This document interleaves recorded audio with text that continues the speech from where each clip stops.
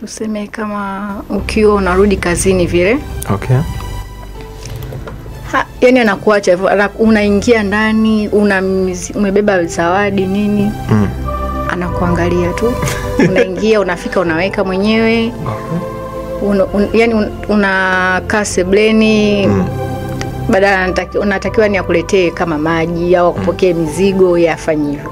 Kwa hiyo ukitoka kwa chepuko, ukifika tu mlangoni anakuhagi, anakunini, yani vitu vidogo vidogo kama hivyo. Kwa hiyo mchepuko anakuwa anaweza kuvitimiza. Yani kuna vitu mchepuko anafanya kushinda mke, vingi zaidi kuliko mke. Kwa sababu kwenye kukea, kwenye kuandaa maji, kwenye kuandaa hata chakula. Yani mtu anakuja na chakula anakiweka hapo, atakwambia karibu yule kaka akasepa.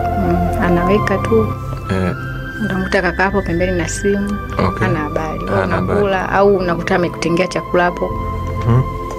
Akimaliza hapo anaondoka, anaenda kulala au kwa mchepuko anakuwa na cover vile. Anakuwekea hapo, anakukaribisha.